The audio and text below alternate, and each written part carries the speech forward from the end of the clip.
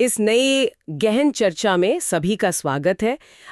आज का जो हमारा विषय है ना, वो एक ऐसी किताब पर आधारित है जिसने पूरी दुनिया में मनोविज्ञान और बिहेवियरल इकोनॉमिक्स को देखने का नजरिया ही बदल दिया। हाँ बिल्कुल। और हम बात कर रहे हैं नोबेल पुरस्कार विजेता डैनियल कॉनमैन की बहुत ही मशहूर किताब थिंकिंग फास्ट एंड स्लो की। ये सच में एक बहुत ही कमाल की किताब है ना? तो आज की इस चर्चा का हमारा एक बहुत ही स्पष्ट मकसद है। हम श्रोताओं को एक ऐसी खास वोकैब्युलरी या शब्दावली से लेस करना चाहते हैं जिससे हम सभी ये समझ सकें कि लोग और यहाँ तक कि हम खुद भी अपने फैसले आखिर लेते कैसे हैं। ये समझना बहुत जरूरी है। बिल्कुल। और हाँ, आगे बढ़ने से पहले एक छोटी सी बात। अगर श्रोता हमारे YouTube चैनल सिंप्लीफाइड समरी पर ये चर्चा सुन रहे हैं तो प्लीज चैनल को सब्सक्राइब करना और इस वीडियो को शेयर करना ना भूलें। बिल्कुल, इससे हमें ऐसी ही और विषयों पर बात करने की प्रेरणा मिलती है। सही कहा। तो वापस आते अपने विषय पर। अक्सर ऑफिस के वाटर कूलर पर या दोस्तों के बीच होने वाली बातचीत में दूसरों की गलतियां निकालना कितना आसान लगता है ना? अरे बहुत आसान होता है। दूसरों के फैसलों पर सवाल उठाना तो हमारा पसंदीदा काम है। एकदम सही। तो आज हम उसी प्रक्रिया के पीछे का विज्ञान समझेंगे। हम जानेंगे कि हमारे दिमाग में कौन सी अदृश्य ताकतें काम कर रही हैं। ठीक है, आइए इसको थोड़ा खोलकर समझते हैं। हमारा दिमाग कोई साधारण मशीन नहीं है, बल्कि एक ऐसी जगह है जहां लगातार एक अनजान और बेहद रोचक नाटक चल रहा है। और मजेदार बात यह है कि इस नाटक के मुख्य किरदारों के बारे में हमें खुद भी कोई खास जानकारी नहीं होती। डैनियल kahneman के दशकों के शोध ने जो सबसे बड़ा काम किया है वो यही है कि उन्होंने हमें हमारे ही दिमाग के भीतर चल रहे इस खामोश नाटक को देखने की एक खिड़की दी है। जब हम इस स्रोत सामग्री का गहराई से अध्ययन करते हैं तो ये स्पष्ट होता है कि इंसान जो भी फैसले लेता है, चाहे वो किसी बड़ी कंपनी की नई पॉलिसी हो या शेयर बाजार का निवेश या बस रोजमर्रा के चुनाव हो, उन सब में एक खास तरह का पैटर्न होता है। यानी दिमागी गलतियों का एक पैटर्न। बिल्कुल।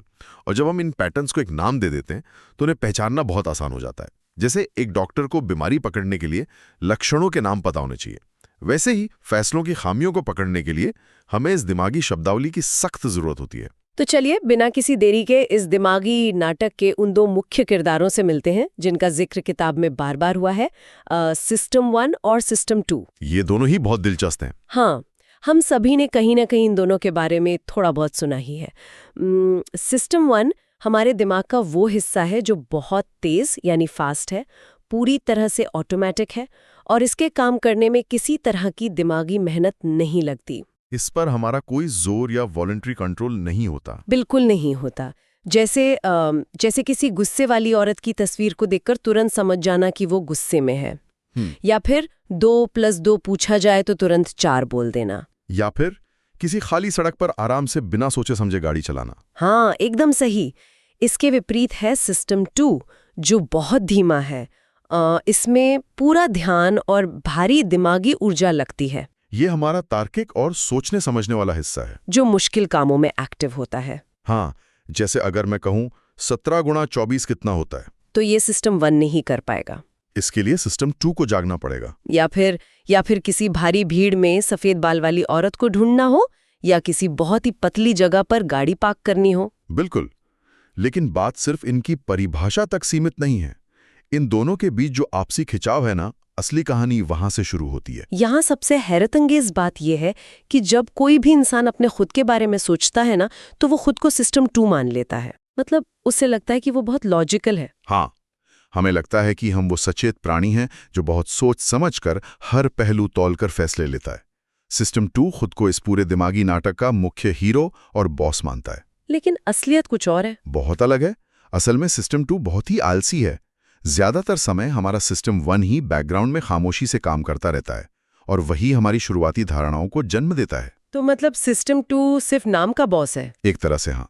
सिस्टम 1 ही हमारे ज्यादातर फैसलों, विश्वासों और क्रियाओं का एक गुप्त लेखक या सीक्रेट ऑथर होता है। ये तो किसी थ्रिलर फिल्म के प्लॉट जैसा लगता है, जहां जो किरदार खुद को बॉस समझ रहा है वो असल में किसी और के इशारों पर नाच रहा है। एकदम सटीक तुलना है। और जब सिस्टम 2 काम करने की कोशिश भी करता है ना, तो उसकी अपनी बहुत बड़ी सीमाएं सामने आ जाती हैं, खासकर हमारे ध्यान या फोकस के मामले में। सिस्टम 2 का ध्यान लिमिटेड होता है। हाँ बिल्कुल, एक सीमित बजट की तरह जब हमारा ध्यान किसी एक खास काम पर लगा होता है तो हम अपने आसपास की बाकी चीजों के लिए वस्तुतः अंधे हो जाते हैं। वो इनविजिबल गोरिल्ला वाला एक्सपेरिमेंट इसका सबसे बेहतरीन उदाहरण है। अरे हाँ, क्रिस्टोफर चैबरीज और डैनियल साइमंस का वो मशहूर इनविजिबल गोरिल्ला एक्सपेरिमेंट।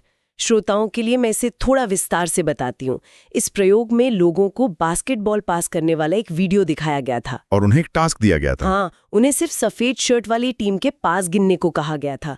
अब टास्क कितना फोकस वाला था कि दर्शक इस गिनती में पूरी तरह खो गए और तभी वीडियो के बीच से एक इंसान बाकायदा गोरिल्ला का सूट पहने हुए गुजरा। उसने छाती भी पीटी और आराम से चला गया। बिल्कुल, और कमाल की बात यह है कि करीब आधे दर्शकों ने उसे देखा ही नहीं। वो सच में अंधे हो गए थे उस वक्त। यहाँ पर बात सच में बहुत दिलचस्प हो जाती है।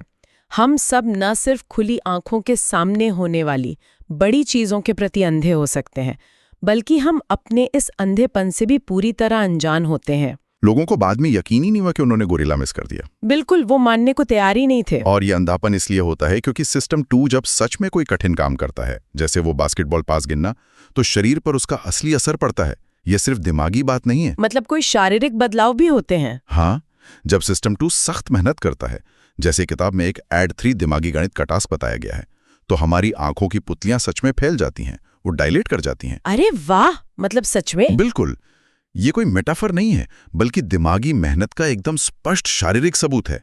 जैसे जैसे दिमागी मेहनत बढ़ती है, पुतलियां फैलती हैं, और जैसे ही काम खत्म होता है या इंसान हार मान लेता है, वो तुरंत सिकुड़ जाती हैं। तो मतलब स्लो थिंकिंग शरीर के लिए बहुत थका देने वाली प्रक्रिया है। बहुत ज्यादा। और शायद यही सबसे बड़ी वजह है कि हमारा दिमाग हमेशा आलस के नियम या लॉ ऑफ लीस्ट एफर्ट का पालन करता है। दिमाग हमेशा सबसे कम मेहनत वाला रास्ता चुनता है, क्योंकि ऊर्जा बचानी होती है। हाँ, अगर एक काम को करने के 2 तरीके मौजूद हैं तो दिमाग हमेशा उस तरीके पर जाएगा जिसमें कम ऊर्जा लगे।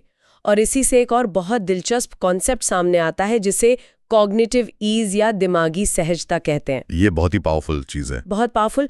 जब चीजें समझने में आसान होती हैं, जैसे कोई रिपोर्ट पढ़ते वक्त फॉन्ट बहुत साफ हो या आवाज एकदम स्पष्ट हो या इंसान अच्छे मूड में हो, तो दिमाग कॉग्निटिव ईज महसूस करता है। और जब दिमाग इस सहजता में होता है तो सिस्टम 1 को लगता है कि सब ठीक है, माहौल सुरक्षित है। और सबसे बड़ा खतरा यही है, इस हालत में हम झूठी या गलत बातों को भी सच मान लेने के लिए तैयार हो जाते हैं। बिल्कुल, मार्केटिंग वाले इसका खूब इस्तेमाल करते हैं। हाँ, वो सब कुछ इतना आसान और सुंदर बना देते हैं कि हमारा सिस्टम 1 मान लेता है कि ये प्रोडक्ट सबसे अच्छा है। किताब में इसके लिए वो रिमोट एसोसिएशन टेस्ट का जिक्र है।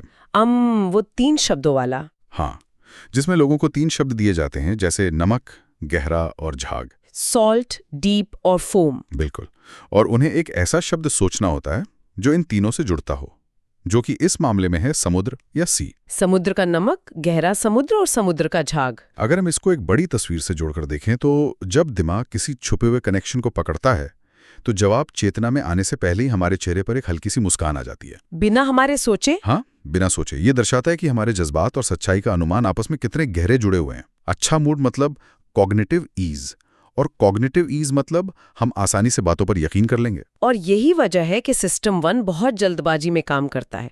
वो नतीजों पर छलांग लगा देता है, जिसे जंपिंग टू कंक्लूजन कहते हैं। सिस्टम 1 के पास जो जानकारी होती है, बस उसी से वो कहानी बना लेता है। जो जानकारी नहीं है उसकी वो परवाह ही नहीं करता। और इसी जल्दबाजी में एक और प्रक्रिया होती है सब्स्टिट्यूशन या विकल्प चुनना। ये मेरे हिसाब से सबसे खतरनाक बायस है। बिल्कुल, जब सामने कोई मुश्किल सवाल आता है तो सिस्टम 1 चुपचाप उसे हटाकर एक आसान सवाल से बदल देता है, और इंसान को भनक तक नहीं लगती। हाँ, किताब में उस फोर्ड स्टॉक वाले एग्जीक्यूटिव का उदाहरण बहुत ही सटीक है। एक बहुत बड़े फाइनेंशियल एग्जीक्यूटिव ने फोर्ड कंपनी के शेयर्स में करोड़ों रुपए इन्वेस्ट कर दिए थे। और जब उनसे पूछा गया कि क्यों किए, तो उनका जवाब था कि वो एक ऑटो शो में गए थे और उन्हें वहां फोर्ड की गाड़ियां बहुत शानदार लगीं। बस इतनी सी बात पर करोड़ों लगा दिए। बिल्कुल, उन्होंने ये मुश्किल सवाल नहीं सोचा कि क्या इस कंपनी का स्टॉक अभी सस्ता है या क्या मार्केट के हिसाब से ये सही निवेश है। इसके बजाय उनके सिस्टम 1 ने इस सवाल को एक आसान सवाल से बदल दिया, क्या मुझे ये गाड़ियां पसंद हैं? और जवाब था हाँ, तो बस हो गया निवेश। इसे कहते हैं सब्स्टिट्यूशन का जादू। एक जटिल आर्थिक फैसले को सिर्फ अपनी भावना के हवाले कर देना। और इसमें एक और चीज जुड़ जाती है जिसे नसीम तालिब ने नैरेटिव फैलेसी या कहानियों का भ्रम कहा है। हाँ, हमारा दिमाग बेतरतीब चीजों को पसंद नहीं करता, उसे कहानियां चाहिए। बिल्कुल, हम गुजरे हुए वक्त की ऐसी आसान कहानियां बना लेते हैं जो सिर्फ टैलेंट या बेवकूफ़ी पर ध्यान देती हैं। अगर कोई सफल हो गया तो हम कहेंगे कि वो बहुत टैलेंटेड था या उसकी रणनीति कमाल की थी। लेकिन हम किस्मत या लक के रोल को पूरी तरह भूल जाते हैं। एकदम पूरी तरह। और ये सब इसलिए होता है क्योंकि हमारा दिमाग सिर्फ उसी पर फोकस करता है जो उसके सामने मौजूद है। इससे एक बहुत महत्वपूर्ण सवाल खड़ा होता है, क्या हम कभी किसी चीज को उसकी सही अहमियत दे पाते हैं? मुझे तो लगता है नहीं दे पाते। और इसके लिए किताब में एक अजीब सा शब्द इस्तेमाल हुआ है, विजियटी, WYSITI। What you see is all there is। हाँ, जो दिखता है वही सब कुछ है। हमारा दिमाग सिर्फ मौजूद सबूतों पर फोकस करता है, जो डेटा गायब है उसके बारे में सोचता ही नहीं। और इसी से पैदा होता है द फोकसिंग इल्यूजन या ध्यान का भ्रम। ये बहुत ही मजेदार कॉन्सेप्ट है।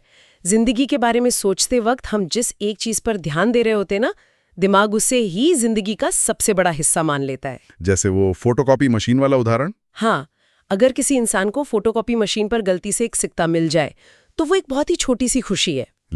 लेकिन अगर ठीक उसी वक्त उससे पूछा जाए कि वो अपनी पूरी जिंदगी से कितना संतुष्ट है, तो उस एक छोटे से सिक्के की वजह से उसका जवाब अचानक बहुत पॉजिटिव हो जाता है। वो अपनी पूरी लाइफ सैटिस्फैक्शन को उस पल की खुशी के चश्मे से देखने लगता है।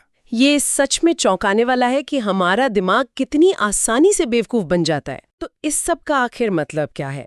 अगर हम इस चर्चा को समेटें तो हमने देखा कि सिस्टम 1 कितना शक्तिशाली है।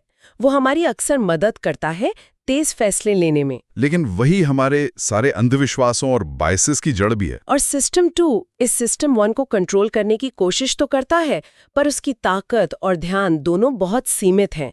वो जल्दी थक जाता है और थकते ही सिस्टम 1 फिर से हावी हो जाता है। बिल्कुल।